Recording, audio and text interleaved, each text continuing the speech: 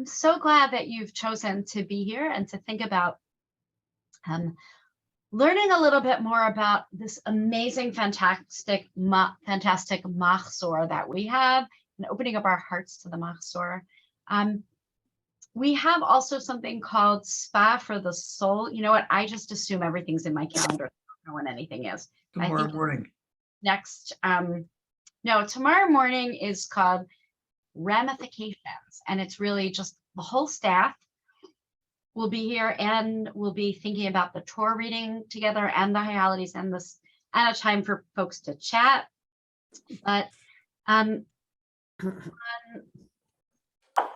this Thursday night, I'm doing something called Spa for the Soul, and that is affective.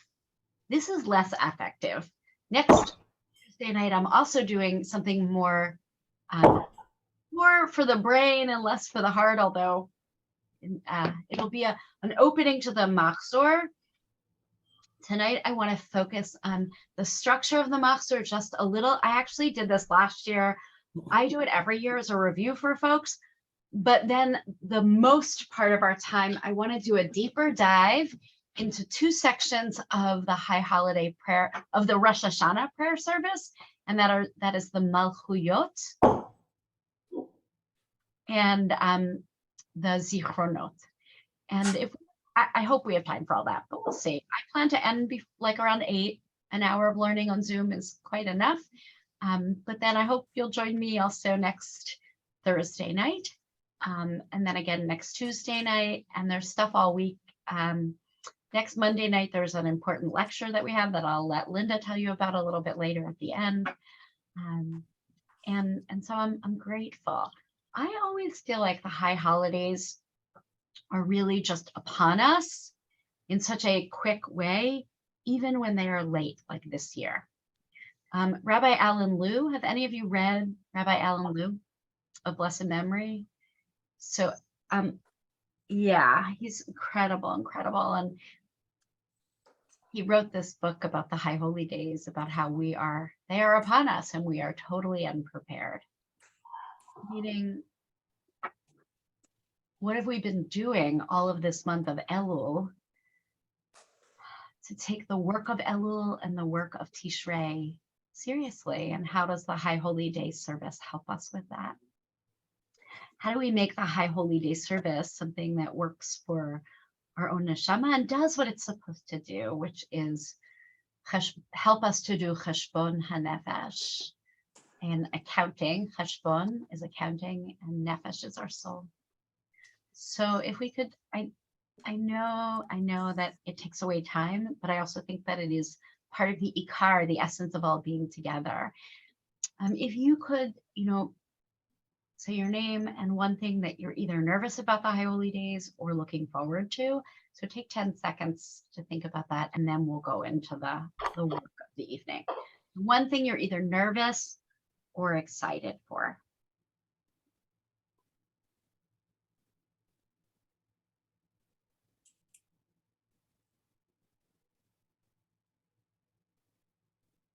Okay.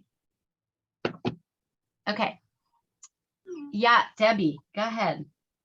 So I'm Debbie Dunn Solomon, and I'm excited because I think one day in Montclair, New Jersey, I'll be taking my almost 2-year-old grandson to a tot service.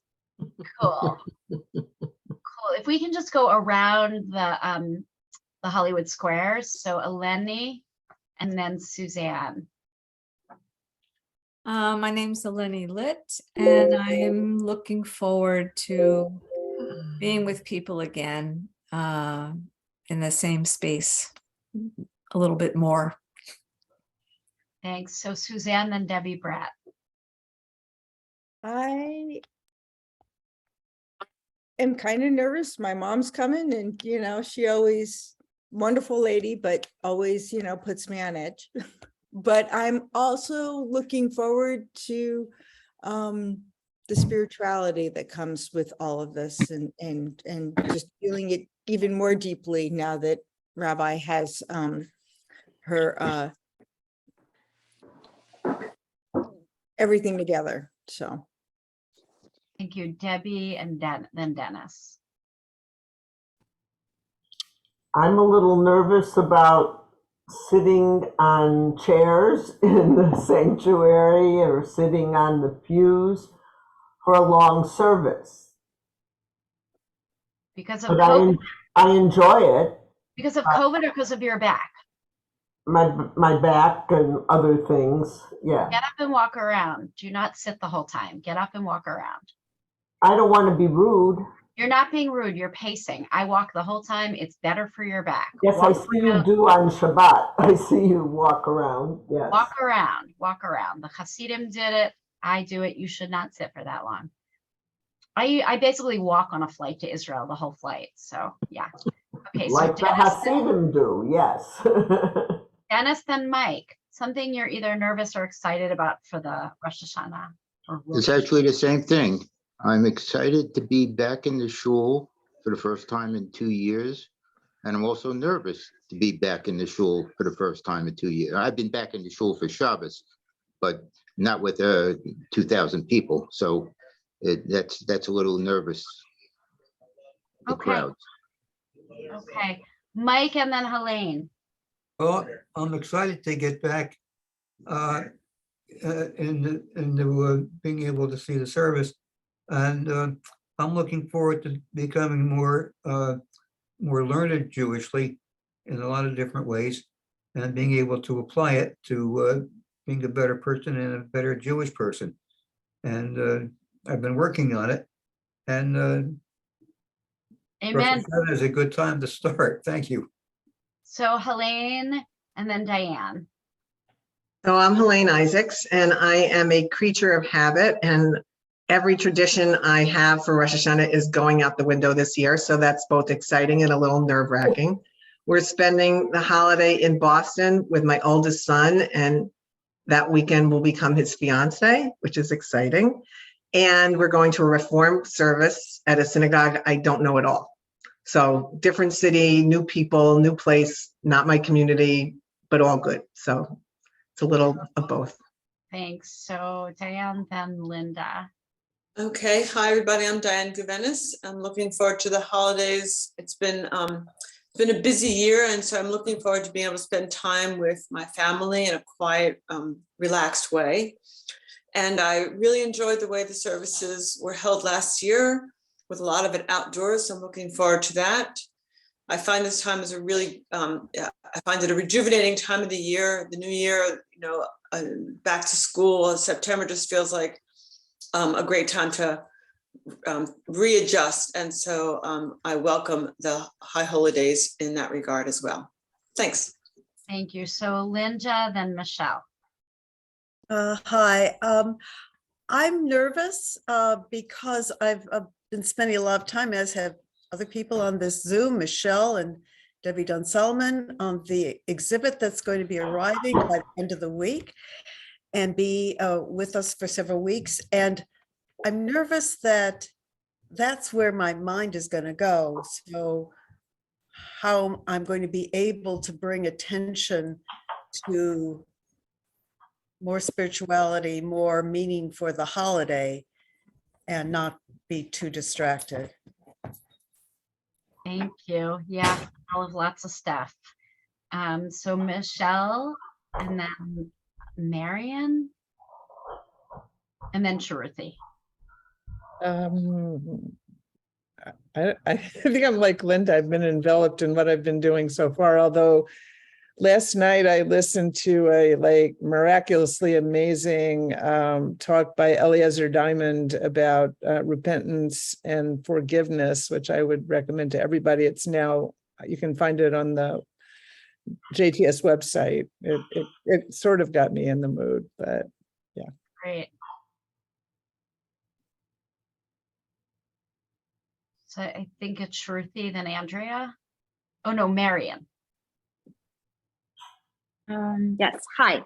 I'm excited because we have a small family tradition to get together on Rosh Hashanah with my mother-in-law and my sister-in-law. So I'm looking forward to that. They're lovely. I'm also nervous because the school started, and my son is super busy, and I really want him to attend services with me. So we'll see how that works. But I like it because then he's all mine in a way. And it's a mixed bag. Yeah. Yeah. Okay. So Shruti, then Andrea. For me, this high holidays is, I guess, different because I'm Jewish, and it's my first holidays. Is that it's also in a new synagogue, and so I'm both nervous and excited to explore what that means for me. Nice. Andrea? You're on mute, Andrea. Sorry. So I always feel, it feels onerous to me. Am I gonna do my repenting right?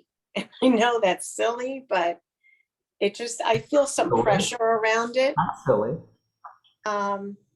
But there's also, of course, nice things. I'm looking forward to, of course, we have a little grandson this year, and I'm actually pureeing chicken soup here for him to eat at Rosh Hashanah dinner. So anyway, yeah, so it's a mixed bag for me. Okay, and Rick, and then Bob, who just joined us. Just the question is your name and something that you're either nervous or excited about for the Rosh Hashanah. Rick? Yeah, hi. I'm Rick Rosenberg, and I'm excited about the holidays because I'm still eager to kind of see us move forward from where we were a couple of years ago during the pandemic and move back towards something that resembles normalcy. And this is part of that, I think, for me, to be with people in community where I can connect. Nice. And Bob? Yes, the meaning as we progress from Rosh Hashanah to Yom Kippur is it's the only time of the year that I can abandon my sort of semi-Spinozian visions of what Judaism is, purely intellectual, although I enjoy the music and such. But there's a time when you can sort of put that aside and let a light shine in and have a certain revelation, even understand. Okay, thank you. Has everyone gone? I am looking forward to leading the service where I actually feel like I'll look out and know people. No, for real, that I like to daven with people I know. And then also I am looking forward to leading the davening with Avi Paradise. If you have not been here in the last 2 Shabbases, you've missed out. Come this week, come whenever. It's just a beautiful, contemplative, yet raucous hootenanny of prayer. And I am not looking forward to the first Rosh Hashanah without my parents. So that is painful. Put that out there. So if we could, let's say a bracha over what we're about to learn together. And I put it in the chat. Baruch atah, and join with me if you'd like. Baruch atah Adonai Eloheinu melech haolam la'asok b'divrei Torah. Blessed are you, Lord our God, who commands us to busy ourselves with acts of Torah. Okay, so what I'd like to do first, if this is okay with you, is, do any of you remember this that I did last year? I can do screen share if that's easier for you. It's also in the chat. So can you see this? Yes. Did I successfully screen share? Yay. You did. You're the woman. Okay. So you have this in the chat, so you can download it if you would like. And I feel like one of the things that helps me, or helped me years ago, and helps me in general, is to know what's happening. Is that something that helps any of you? Just say yes or no, or. Yes, for sure. Yeah, so this is an outline of the service. My friend Rabbi Debbie Cantor probably did it about 30 years ago. She did it in pen, and I said, oh, I'm gonna put this on typed out. So I like to sort of think about knowing what the service is going to feel and look like. So at the beginning, and I'm just going to do a lot of talking right now, and then we're going to do learning after. Is that okay with y'all? If you have questions, jump in. I won't see everyone, so just jump in.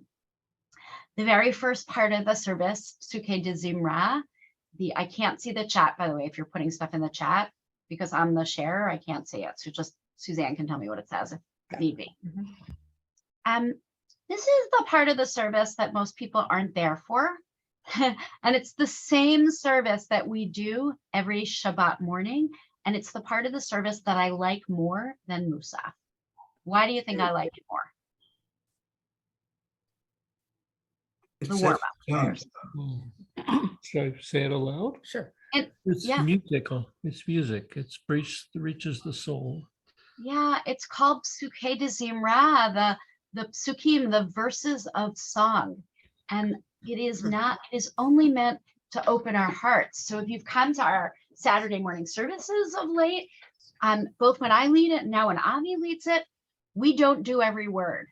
But what we try to do is select parts of it as a way to open our hearts. We do what I would say is the highlights, and really to use it as a warm up. So what makes it different in the high holidays? Okay, tell me if what this evokes for you. I'm going to sing it. Ha ha ha ha ha ha ha Melech Yoshev. Anyone? Nusach. Nusach, right? There is high holiday Nusach in Sukkot de Zimra, but the place where you're going to hear it and feel it is at Hamelech.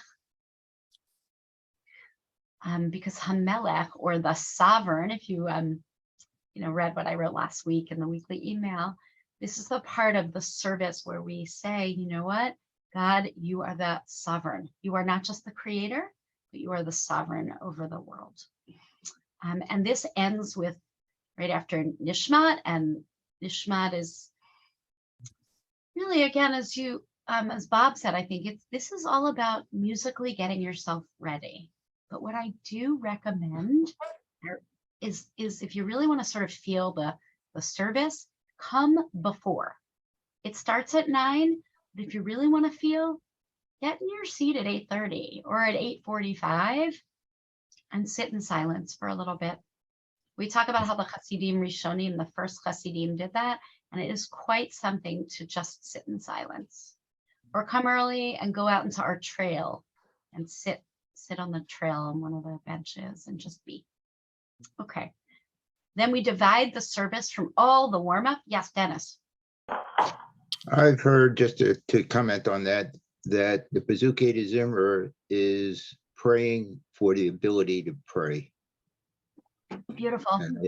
And I think that's kind of how I feel about the Psuke de Zimra. You're really getting into it at that point. It's a little bit more than the warm-up. It's really a grabbing of the moment. That's a nice way to look at it. I will say when we don't mumble it, when we do it in a musical way or in a way that's chanting, it allows our souls to open a little bit more, hopefully. And I often will say to people, I prefer to dump Musaf sometimes if I had to make the service shorter, but to elongate Psuke de Zimra, the verses of song that are opening up our soul, hopefully.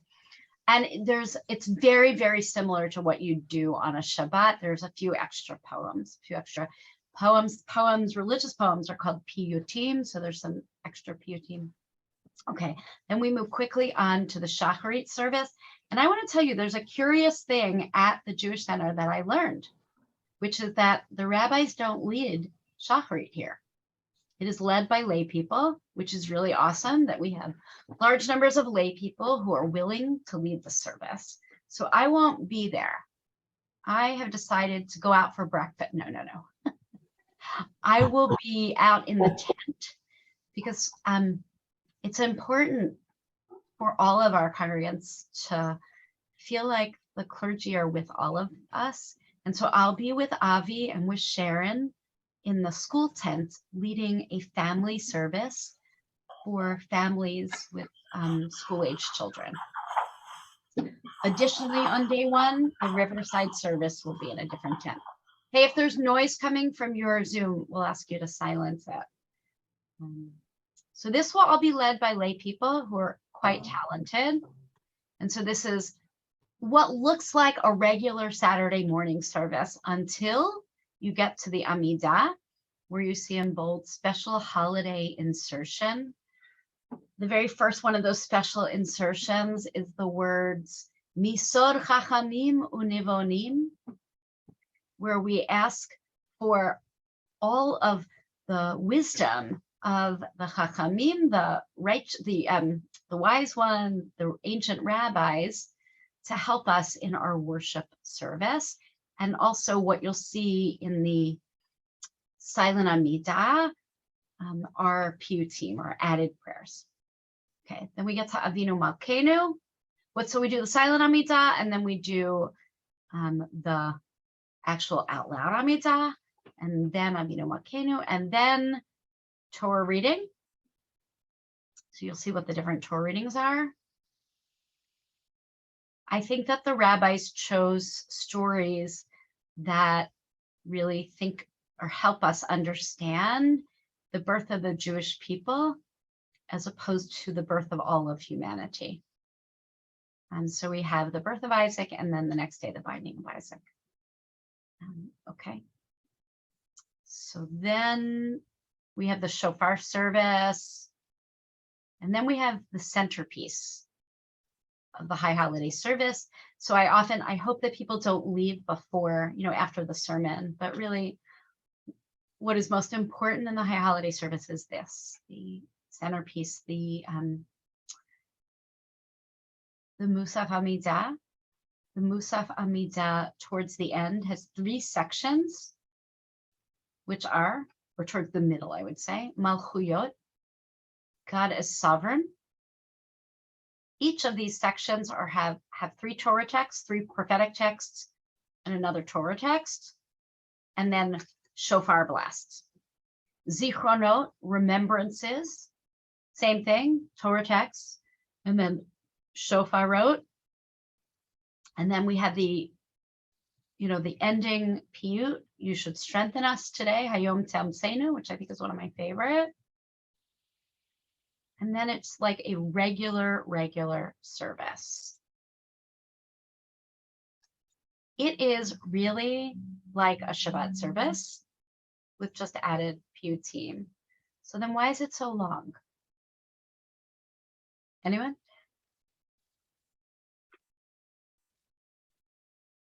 Well, we spend extra time on all of those on all the poetry. Should put the dogs out. We do full repetitions of Amidah. You have to put them out. Okay, I'll just mute you. We do full repetitions of the Amidah, and we take a little slower time. It's my goal that I would get you all out to your lunches at 1. I gotta say, I don't think it's gonna happen. I will try, but there's a lot that goes into this day. Later in the, first of all, before I move on, does anyone have any questions or comments about the actual framework of the morning, which is very much like a Shabbat morning, except with those added paragraphs? Malchuyot, Zichronot, and Shofarot, which is what we're going to study. Anyone, questions, comments? Have you seen this kind of map before?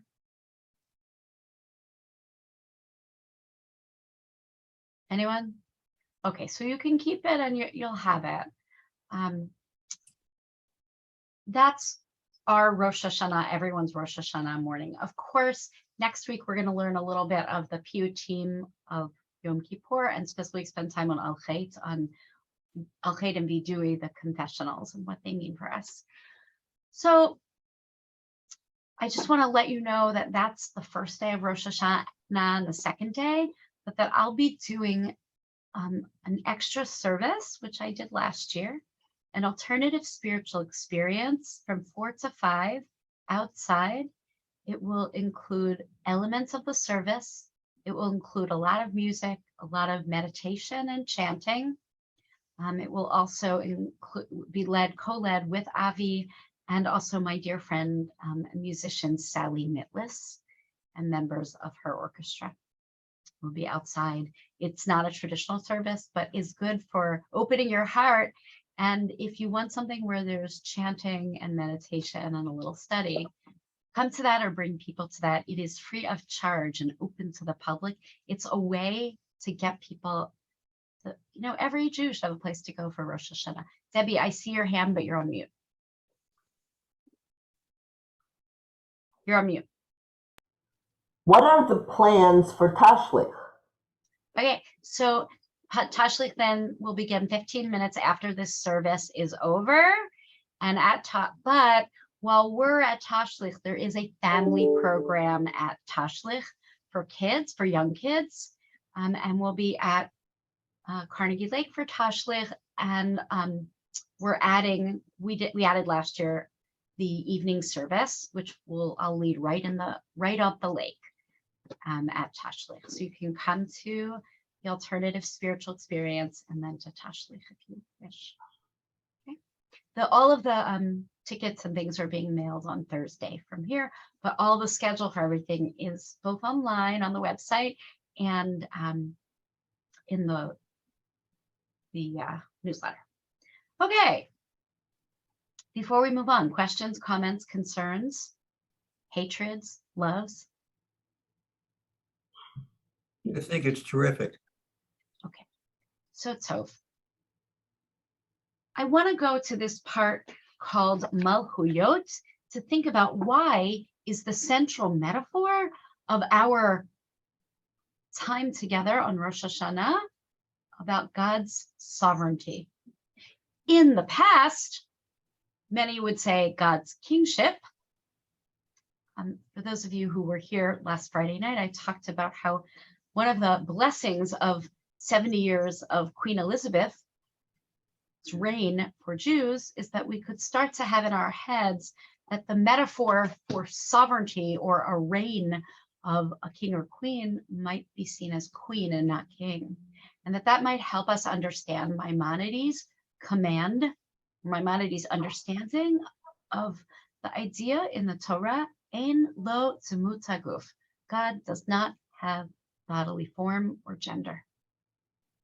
And it's really hard for those of us who read Hebrew to see God as anything but a gendered language, because it's a gendered language. And most translations of Melech are king. King. But what's the underlying metaphor? What are we really saying that God is? Sovereign. Yeah, sovereign. And it's interesting. Supreme. Sovereign, supreme, there's grandeur. What is interesting about thinking about God as sovereign is that we live in a world with very little sense of a sovereign above us. That needs to change. Well, even those people who live in the British Commonwealth or in another place where there's a king or queen, they're not figures with the kinds of power that I think the rabbinic understanding of Melech is. Also, there are those in feminist circles who choose to not use Melech or to choose to use Melech and a feminized version as well, Malka, Malkat Olam, both. So what I'd like to do right now is to share with you three different writings about the idea of sovereignty. Okay? I'm going to do the share again. Suzanne and I are getting our share back on. Okay, so these are three sources from three great teachers. First is the Mechilta, which is a really an old rabbinic source. Would somebody be amenable to reading? I will. This midrash? Sure, Okay. Mike, thank you. Makita, Mechilta Bachodesh. Mechilta Kodesh. Where are the 10 commandments not recited at the beginning of the Torah? It is like the story of a king who came into a city and said, I will be king over you. And they said to him, you haven't done anything for us to say that says to us, you should be king. What did the king do? He built walls and aqueducts and fought wars. He said, I will be king over you. And they said, yes. Yes. Similarly, the omnipresent took Israel out of Egypt, split the Red Sea, provided the manna and the quail to eat in the desert, and fought the war with Amalek. And he said, I will be king over you. And they said, yes, yes. So a question to each of you, and specifically, and anyone who hasn't spoken yet. What is this midrash trying to teach us about sovereignty? Why do we recognize a sovereign? What's the human nature piece of recognizing a sovereign? People have to accept them for her. A sovereign must be accepted. Sure, good. What else? A sovereign must do the actions to deserve that respect. I can't see who was speaking. Oh, Shruti. Shruti, yeah, that the sovereign here, it's, you know that, what have you done for me lately? Well, here, what have you done for me? Well, I look out my window and I see the trees and I see the stars and the sky and the buildings and the everything. And it's this sense of something's been done for you. Okay. It reminds me a little bit of Exodus and the 10 plagues, and like something had to be done for the Israelites to really recognize and accept God. Yes. Tell us a little bit more about that.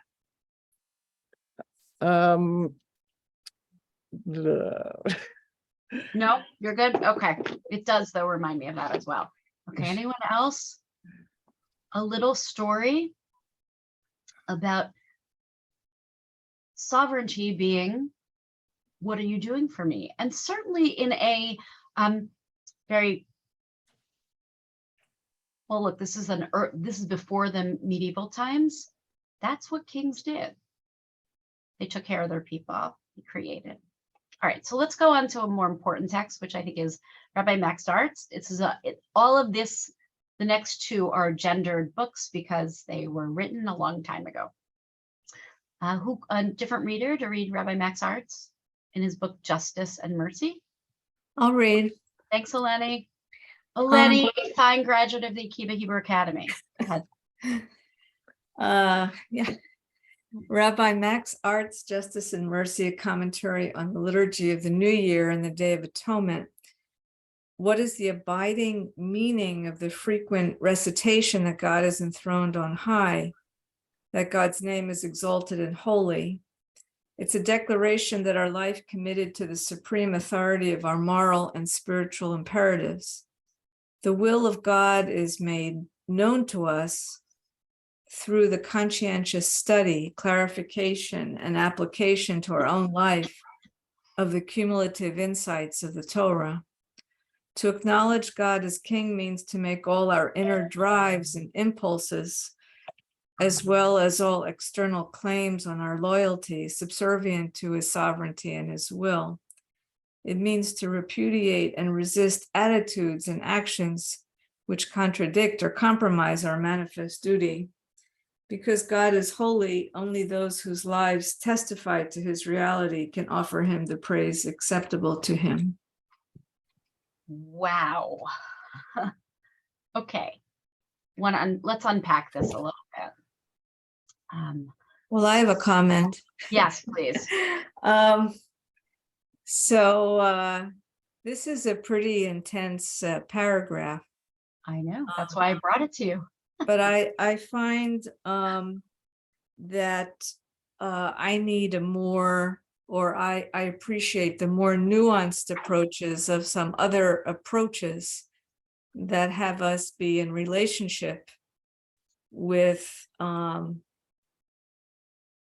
however we define God, and that relationship is a changing one. So just thinking about, well, so I guess rather than start to say what those others are, I will say that this one, while I appreciate what Rabbi Artz is saying, it's too static. It's a very static view of the relationship with God and doesn't have relationship as much as others do, such as Moshe Chaim Luzzatto, or those who come from a Musar space, of a relationship space. Right. So one of the reasons I brought this to you is this is the view that most, many American Jews grew up with. It is not the one that I will be leaving you with. In fact, I brought the next text because I also feel like this is an unhelpful one. And yet, this is actually what many people go into the High Holy Days holding. Now, not you, Eleni, because you spend a lot of time cultivating a theology and studying. But this was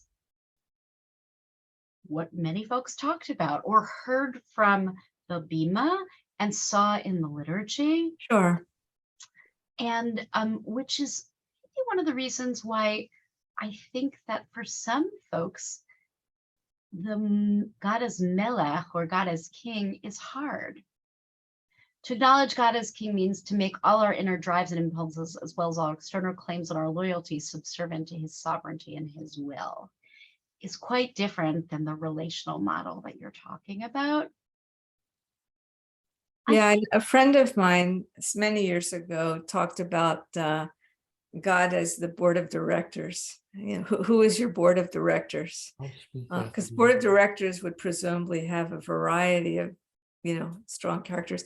But also I noticed that someone else had their hands up. Bob and Linda had their hand up. Yeah, I can't see it. So yeah, I didn't think you could see the hand, so I just thought I'd let you know in case. So Bob or Linda, go ahead, because then we're going to go to the next text. I can't believe I only have till 8. I may have to go later. Okay.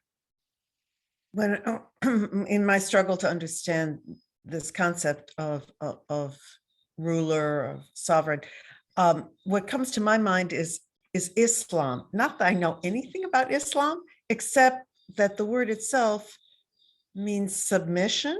Yep. And that's what this paragraph says to me. And it's kind of a comfortable place for me to go to, because when I think about God, if I try to figure out something about God, it's got to be something that's not human.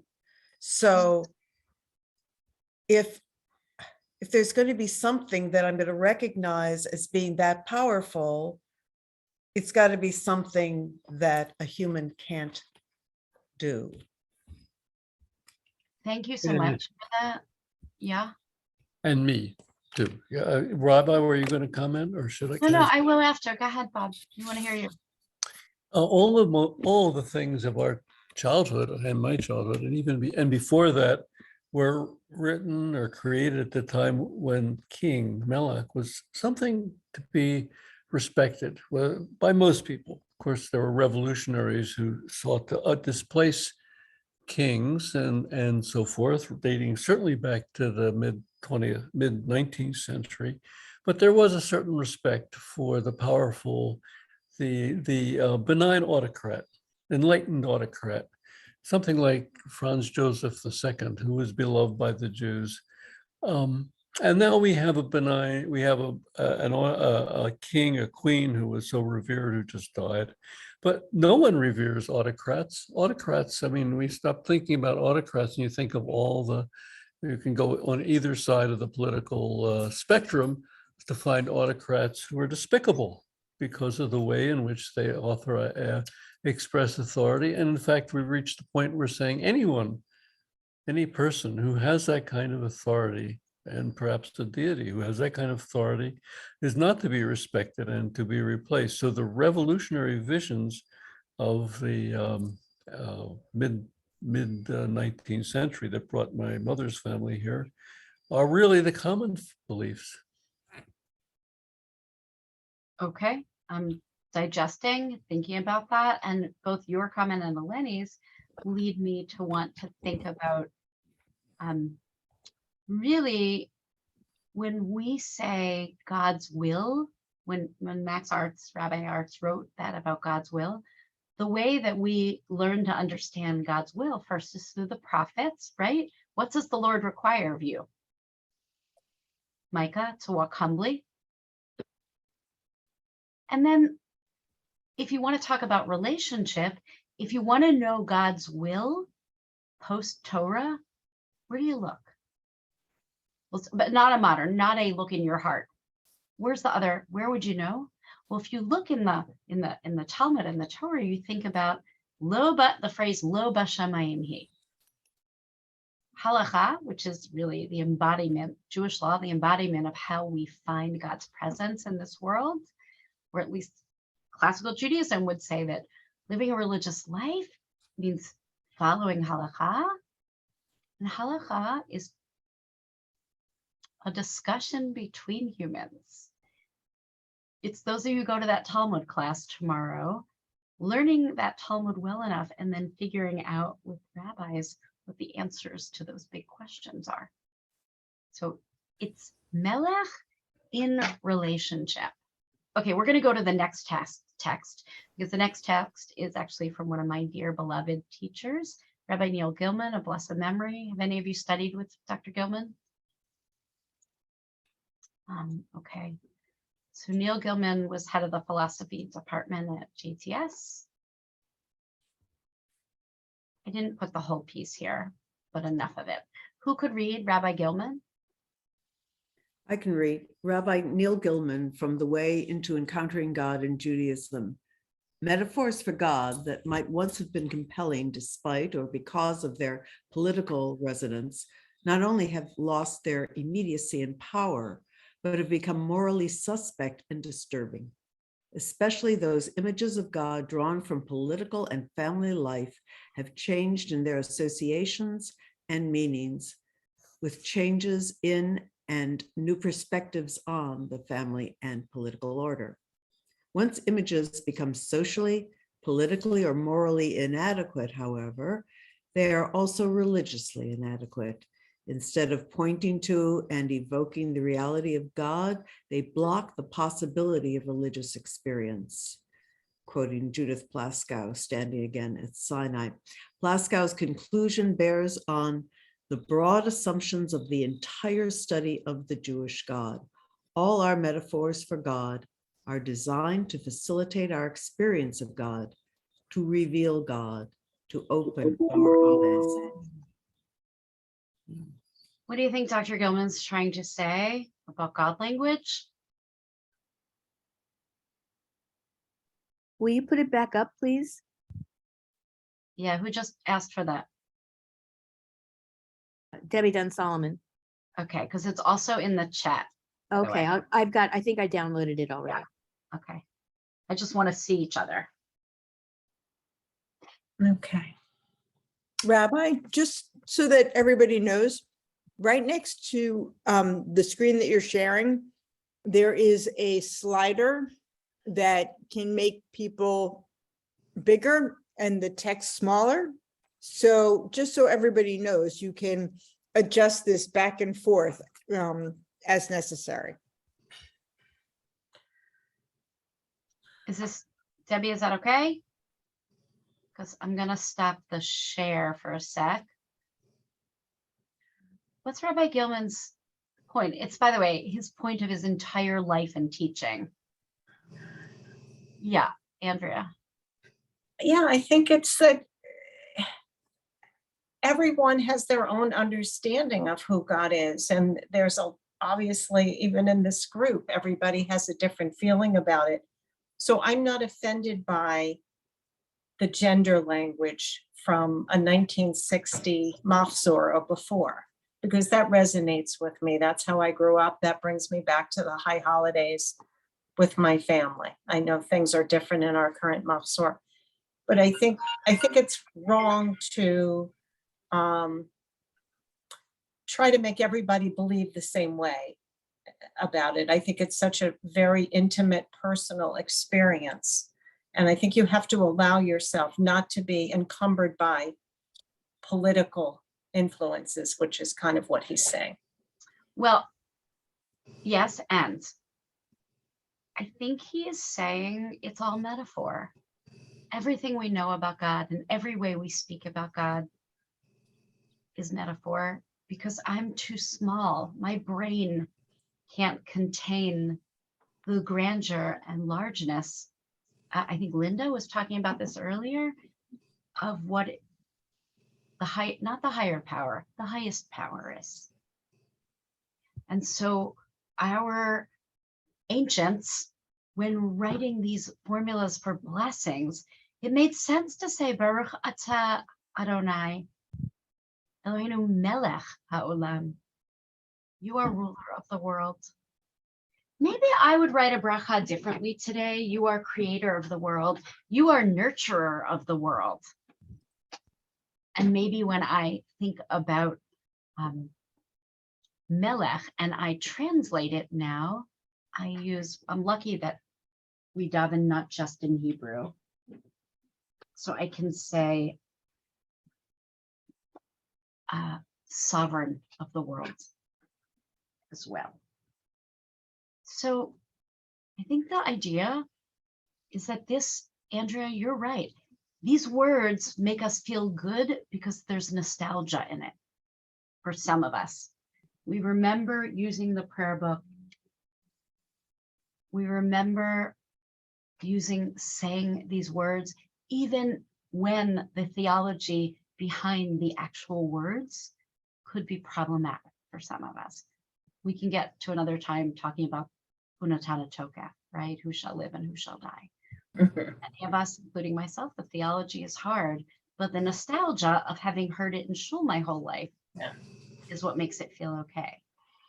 For Malchuyot, when you enter this part of the actual service, this could be about seeing God as Melech, as King. But what else is it about? Expand the kingdom, the kingship to sovereign. And what else?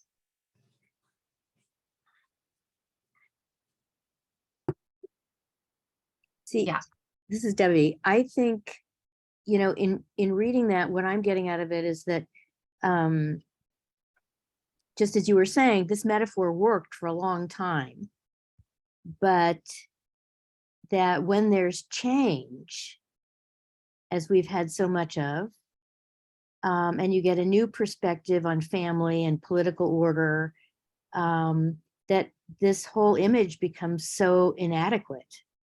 And then the question becomes, for me, the word sovereignty is the same, is as cold as reign, ruler, king, queen, whatever. So the question is, what metaphor for God resonates today?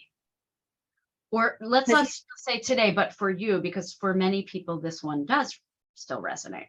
Right. I'm saying nostalgia aside, but I mean, the idea that the comparisons have all been naturally through our human society.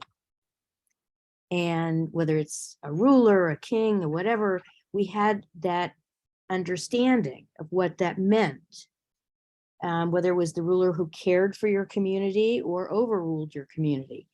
So the question is kind of what in our day might we,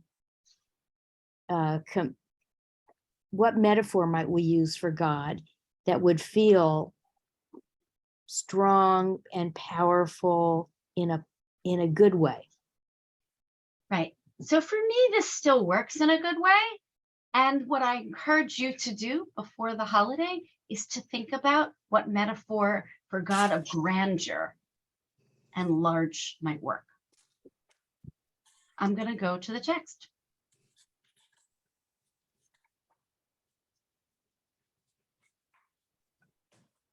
And is it okay if I go a little over 8 o'clock?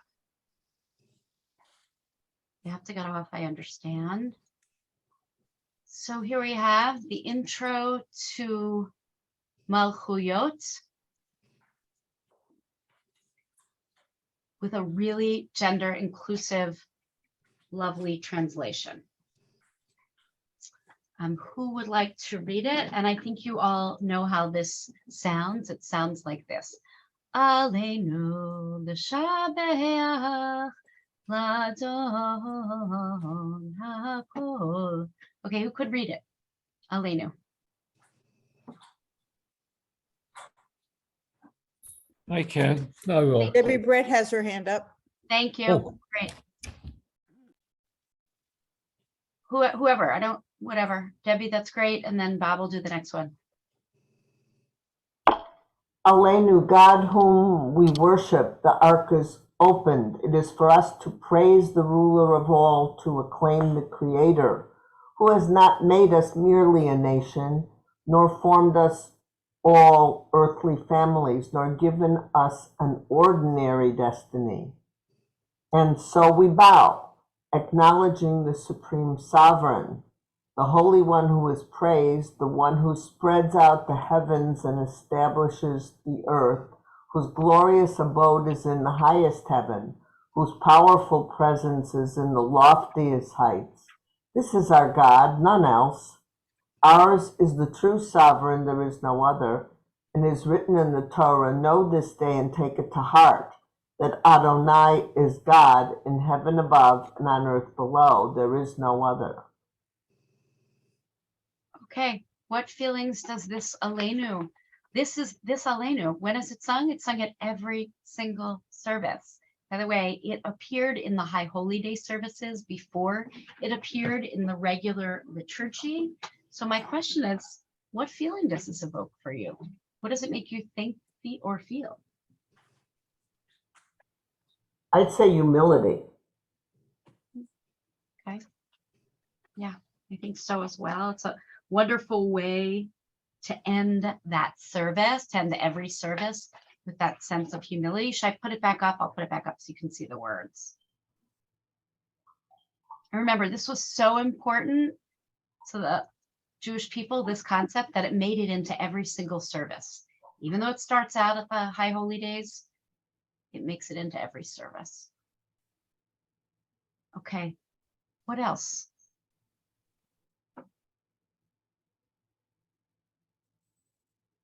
Any reactions that it elicits in you? Yeah, Helene? So I go into the service every year wanting to get in touch with the sense that there is something more meaningful and larger than ourselves. And, I think it relates to the word humility that you used, Debbie, that it kind of, I always am yearning for that perspective. And I feel like this is what, in some ways, this is offering. I absolutely. That sense of we are small. We are standing as a drop of sand in the great universe, not just in our world, but in the entire universe. Anyone else want to give your thoughts on this? And then I'll add to the question, why do you think it got moved into the everyday liturgy? Rabbi Shruti has question. That's a great comment. I guess for me, it evokes sort of an engulfing feeling of God. God is sort of everywhere, heaven and earth, and sort of all around us as well.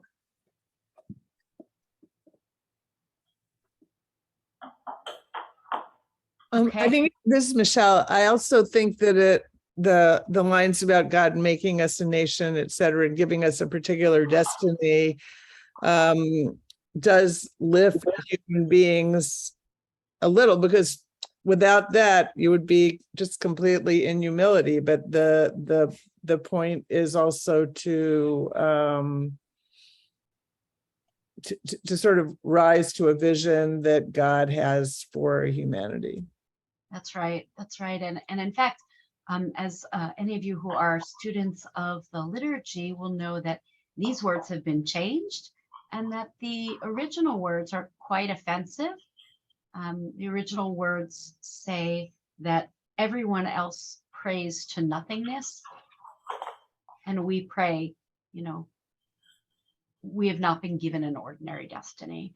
So I'm glad that we understand that our prayers, even the ones in the Machzor, even the ones in the Siddur, can get updated when we find something morally offensive in them, or when we know that they're just not right anymore. They're not the truth anymore, or the truth of the time. I'm going to go on to the next one if anyone has any. Oh, one more question again is, why do you think this got made into part of every single service, right? You don't do any single service without Aleinu. Things that are repeated in the Torah, like we do with this, is to show their importance. And the importance of this is we are acknowledging God being sovereign over us. Why is that important before Yom Kippur? What? Because this is right, the opening to the 10 days of repentance. Why is this so important to Yom Kippur?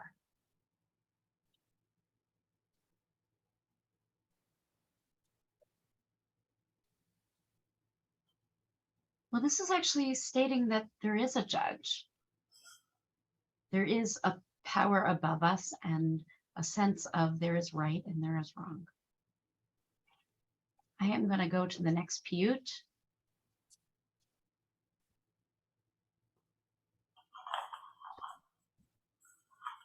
So I love this poem. I'm not sure if we sing it here. Do we sing it here? The way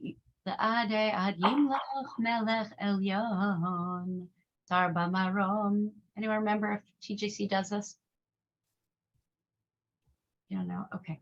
So I just feel like what you get in Malchuyot are all kinds of poetry about God being on high, God who dwells in the heavens and has power, God who speaks with righteousness and clothed in justice. And what I would offer for you is that maybe a way to do that preparation of the heart that my friend Rabbi Alan Liu speaks about is for you to look at your own Machzor and look at the Malchuyot and think about that metaphor as God is sovereign and write your own poem about it. If you had to think about the grand nature of God, the grandeur of God, what would you be saying? What would help you? This is all in service of helping us to each be in a framework where we are ready to do cheshbon hanefesh. It is all about each of us being able to do personal reflection. That's Malchuyot. Malchuyot, seeing God as larger and above us, owning the humility of being small. But it's all about bringing us to. Bob, we can't hear you. You're muted. Oh, I think what it really is, we've rolled ourselves through this many different ways. There's humility and there's a surface humility, and then there's a true humility. And in this series of meditations, prayers, if you will, it helps us transform from the superficial to the depth. And I think the fasting that goes on in Yom Kippur is a way of augmenting it so that you can have a true realization of one's own place that is at one level totally humble, full of humility, and another level is fully empowering so that we can actually make the kinds of changes, achieve redemption, that the holiday, we should conclude the 10 days with a sense of purpose, and that path, the depth of humility and the power that we achieve are all a part of it. And it doesn't just happen, which is why we go through all the series. Yes. And here's the end, I would say. We chant pretty quickly. I mean, not quick enough for most people, but pretty quickly. And I think the real preparation for the High Holy Days is on these High Holy Days to sit with these paragraphs, to sit with these verses, and to sort of sit with what it means to have malchut over you, to have sovereignty over you. First one. Second one, zichronot. I see you, Elena, you're next. What does it mean to remember those before us? But specifically, the end blessing for zichronot is zocher habrit. Remember the covenant. Covenant is something that is two ways, us and God, each of us and God. So the zichronot are really about, oh, now I have to think about when God was with me and how I interacted, how the Jewish people interact with us. And then that very last section, shofarot, what does that do for us? Listen. Wake up, you sleepwalkers, as Maimonides says.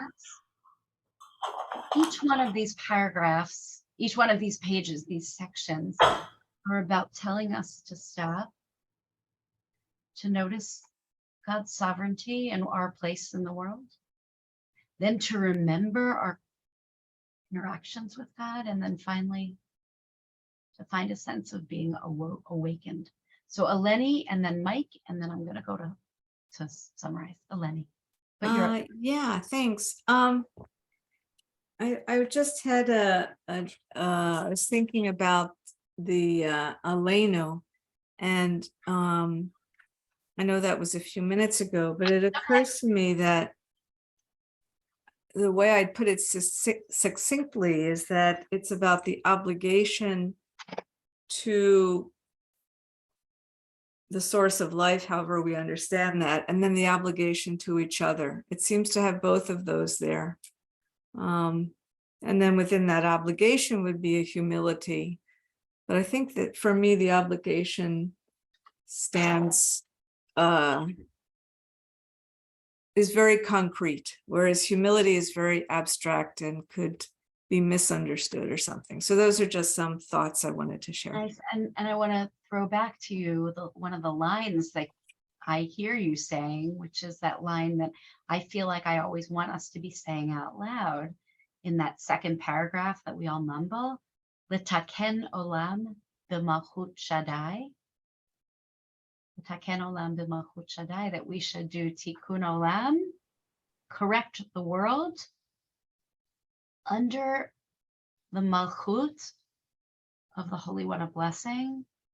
By the way, for those of you who are thinking about the gendered language of Melech, Shaddai is a feminine term.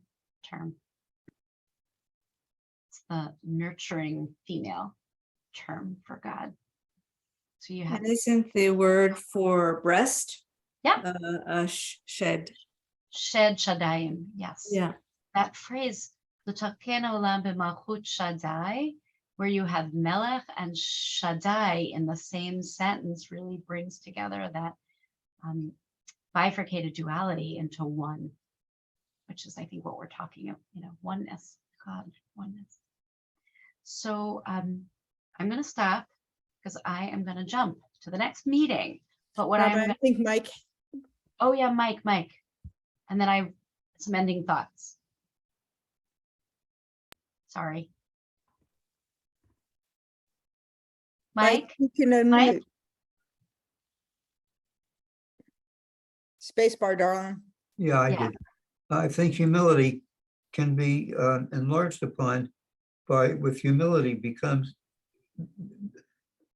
in humility comes responsibility to be able to be humble and follow the commandments that we're supposed to do without showing superiority. Lovely. And then humility, but also the drive. Yes.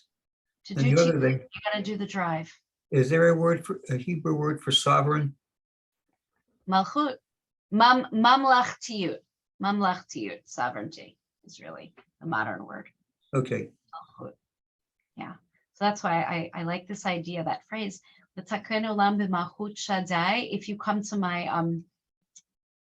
alternative spiritual offering on Monday afternoon, I take a really traditional song and add those words into it because I think they're so meaningful. This packet is for you. You can take it and download it from the side. What I plan to do the next time is really a deep dive into the Vidui, into the Al-Chait. So if you want to read about those beforehand, but to think about what it means to do Vidui, what it means to confess, and to really think about each of those sins. And then Thursday night of this week really is going to be a lot of just meditation and chanting and opening our souls. I want to thank each of you. Thank you for your calm participation. If you have comments about things you'd like me to do differently next time, please feel free to email me. And I wish you a really good day, good Yom Tov, and thank you. Also, next Monday night, make sure you come to our lecture. Thank you, everyone. Laila Tov. Laila Tov, you all be Laila well. Tov. Thank you, Rabbi. Sharuthi, As I mentioned in the chat, if you need the handouts again, just email me and I will forward it to you at any time. And Thank you. Thank you all. Laila Tov. Laila Tov. Thank you, everybody. Bye-bye. Bye, Shruti. Are you in California for forever? For a year. Yeah. Okay. Where's Brandon? Well, Brandon started his new job in February here, so I finally moved in the summer. Oh, okay. Yeah. I'm still finishing out my PhD from Princeton here virtually, but effectively moved here. Gotta love that virtual stuff. If there's anything you need back here or whatever, you have my email address. It's great to see you. It's great to see you. So, yeah, I mean, like, I'm sure there are plenty of friendly faces out in where in California? Berkeley. Oh, okay. Wow. So, yep. So, yeah, we'll send matzah. All right, sweetie. Good to see you. We'll see you next time.